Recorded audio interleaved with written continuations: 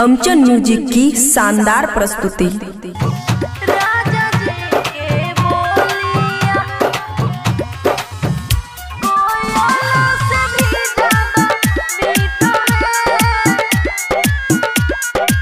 खुशी recording studio बलुआहा। खन खन करे सखी चोरी हमर कंगना, चोरी चोरी देखे हमरो के सजना। हाँ हाँ खन खन करे सखी चोरी हमर कंगना, चोरी चोरी देखे हमरो के सजना। नैनों से मीठी बांध छोड़ता है,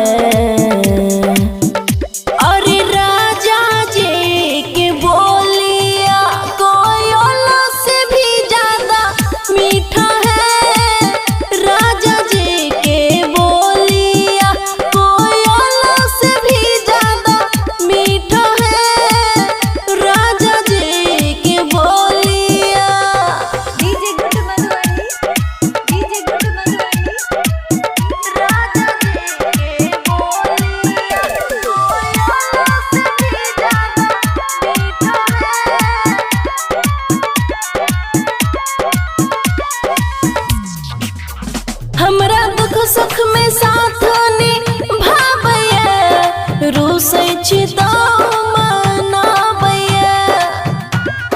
गे सखी गजबे स्टाइल ओकर छै सखी, अपना दिलवा में ललियै सखी। शादी करके कहै छी कसम से, जियरा जुड़ा गेलै रे सखी। सब कुछ फीका एकरा आगे छै, अरे राजा जी के बोलिया कोयला से भी ज्यादा मीठा है। राजा जी के बोलिया कोयला से भी ज्यादा मीठा है। राजा जी के बोलिया। डीजे गुड मधुबनी, डीजे राजा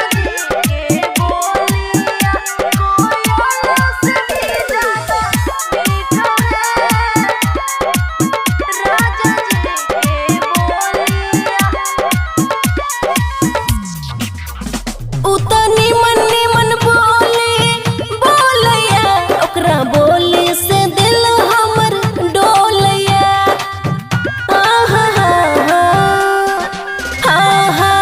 कोनो सौतीन के लागै नहीं नजर, ओकरा आँख में लगैबो काजल। मन जोगे मिलल हमरा के सजनवा, सुन रे सखी उन पर कस क्यों नहीं भाता है।